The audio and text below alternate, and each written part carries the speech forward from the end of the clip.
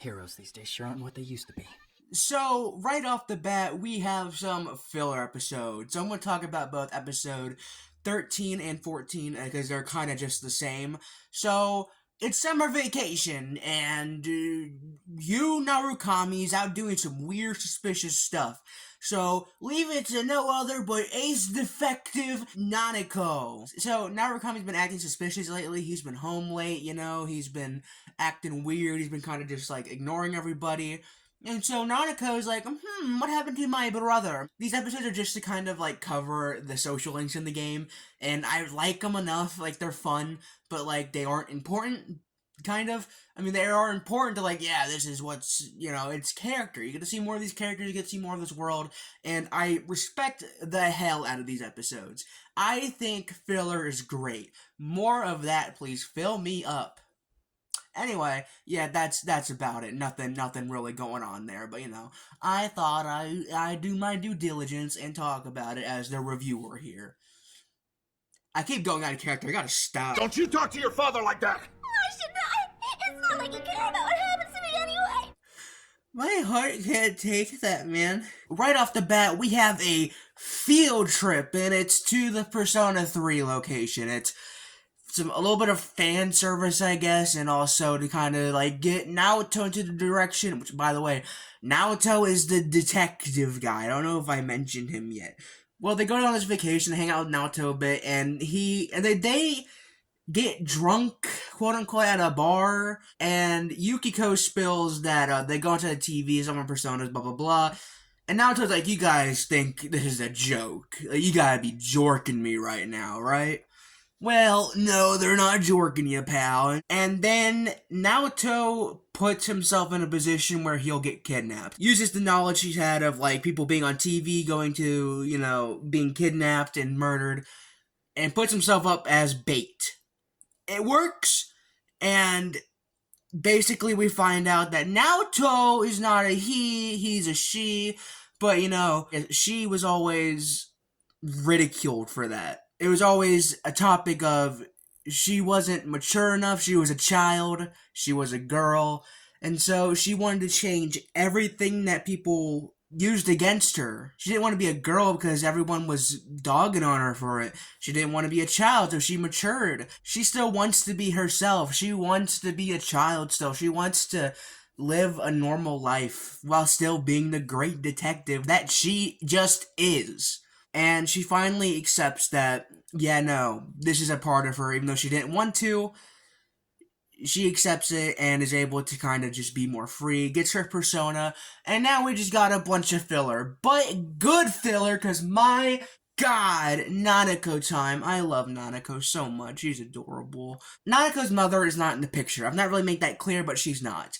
She didn't run away, no, she died, and we find out that it was a hit and run that killed her. Dojima is always at work, Nanako's father, always at work trying to solve the case that is long gone. It could be solvable, but he's putting too much time into it, and Nanako is feeling neglected, feeling like he doesn't love her, and that he's forgotten Mom. This makes Nanako run away, and it's just this really good but sad moment.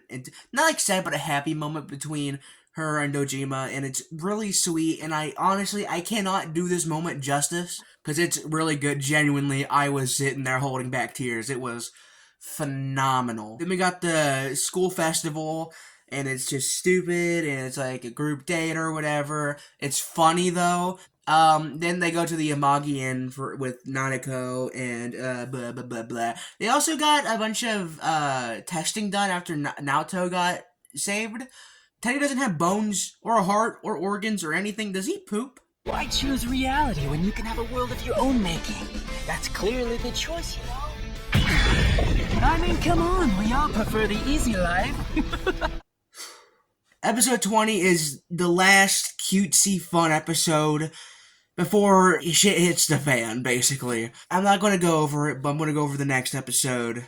Narukami got a letter in the mail telling him not to save anyone anymore. They try to figure out what that letter could mean, and things are starting to pick up a little bit, and by the end of the episode, he gets another letter. This one being a threat, telling him he will get someone close to him if he saves another person. So Dojima saw that letter and instantly was like, you're coming with me. Because, like, obviously he's the detective. He has to have everything.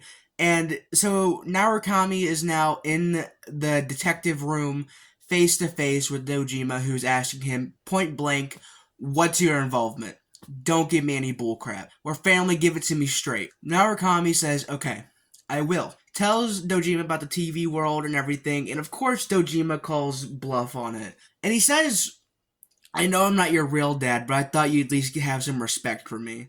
And that, during this, Nanako gets kidnapped. She was interviewed by someone at her school, and her name was everywhere in the newspaper, so she was taken away. Through this, we figure out who the murderer is. The guy who's been stuffing people into the TV and killing them, or trying to, was the guy that was having an affair with the news reporter from the very... I don't remember if he was a news reporter, but whatever. It was him. He was going as a delivery man and taking these people and putting them into the TV world. And no one thought anything of it because, again, it's just a delivery guy. So, of course, she'd opened the door for him, and in a last-minute-to-ditch effort, when he's cornered and got nowhere to go, he goes into the TV world. They chase after him. Remember how I said that Nanako's mom was dead? Well, yeah, of course the world that Nanako created would be heaven, because that's where she wants to be. She wants to see her mom again, and it's a lot. The guy starts freaking out on them and starts saying that he's trying to save them. He doesn't want them to take her away because they would kill her. That turns into him becoming a shadow, or his shadow, and they defeat it and turn him in. Nanako, because of everything, gets very sick. She's in the hospital with her dad now, and she's recovering slowly. Well, eventually, she succumbs. She doesn't make it. Dojima is rightfully mad and starts storming to the murderer's room. Which, yeah, he was in the same hospital as them. Bad mistake, but whatever. He doesn't make it because, again, he's weak from the car crash, and they pull him back to his hospital room. But Narukami and the entire squad make it into the room, and he tried to escape. He tried going through the window, but it didn't work. He was too weak, too frail, and couldn't jump. The shadow starts talking. Yeah, it's midnight. His shadow starts talking to the Midnight Channel and says he was trying to save them, but failed. Something isn't adding up here. Something doesn't seem right. Why does he count Nanako as a fail? Why does he count the first two as a fail, but not the other ones? Why wasn't Yukiko a fail? Why wasn't Naoto a fail? Why wasn't Kanji a fail? It doesn't make sense. But they're not thinking in the moment, and the team is divided into two. Kill him, spare him. They have the chance to put him in the TV and let the shadows do what they do. Narukami rightfully grabs him and starts pushing him into the TV, but right before he puts him in there, he thinks back at Nanako and drops the guy, saying, we need to think about this on a more clear head. Something doesn't feel right here. So they think about it more. They get more evidence, they talk to the guy, they try to figure out things piece by piece, and slowly, the true murderer is figured out. Who is someone who could talk to these people and not be suspicious? Who is someone you would just trust? They start to piece together, specifically through the copycat murderer. They figured out through him. Narukami asked Dojima about the case, and he is told that he turned himself in. And none of the police believed him. They all thought it was some sort of joke and kind of wrote him off. But they still had to give him to somebody, so they gave him to Adachi. Adachi said that he passed out and he sent him home. But the next day, he was at Junes and was getting arrested. He was also into TV. Adachi pushed him in.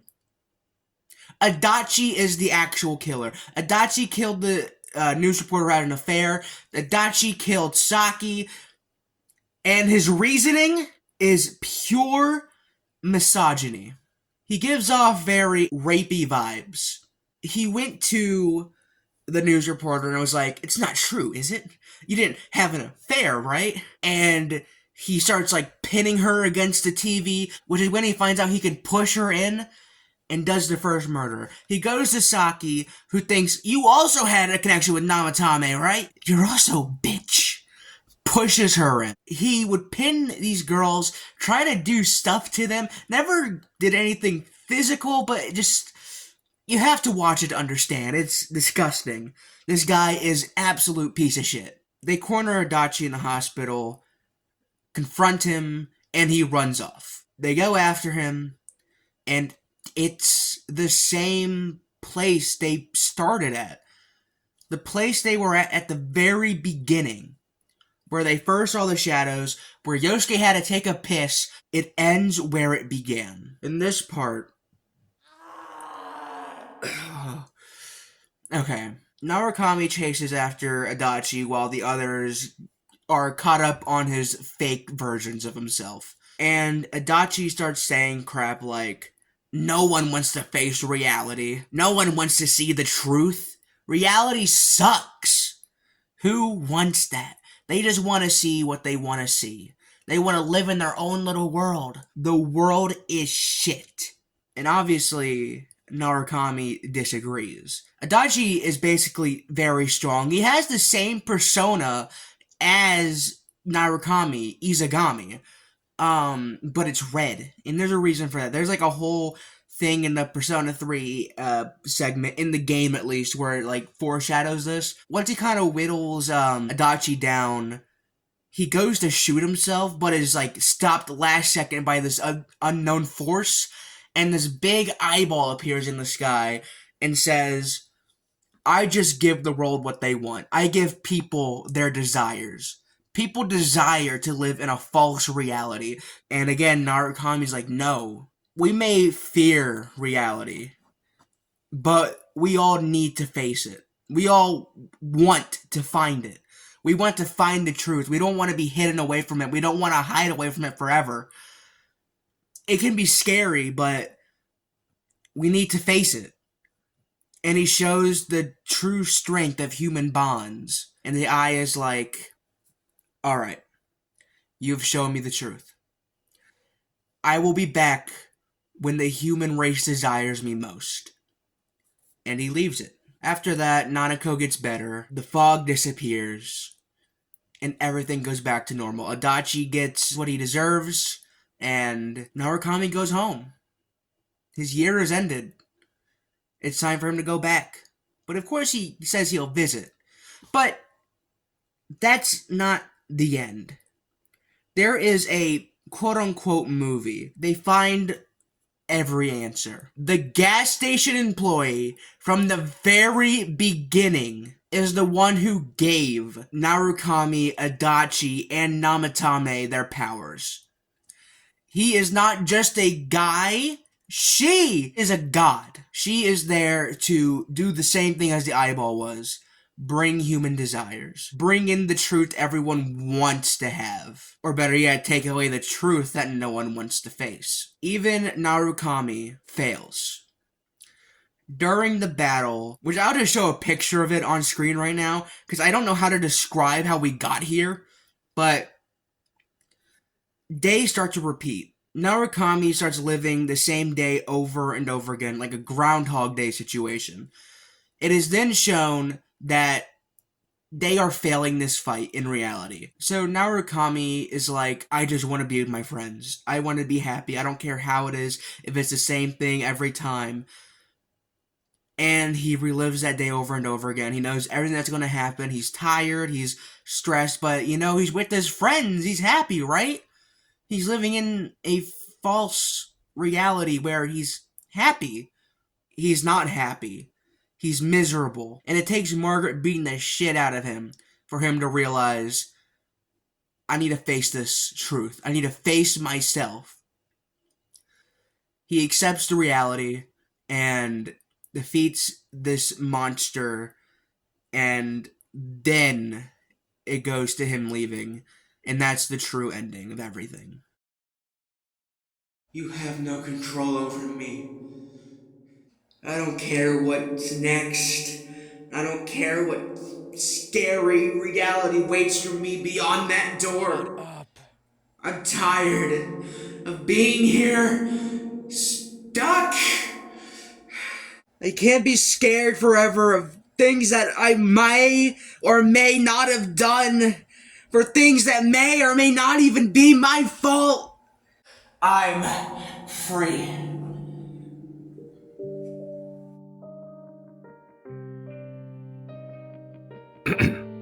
Well, Jerry, it seems to me you're not fully over this hurdle in your life. It sounds to me like you need proper closure. Closure? How do I get that?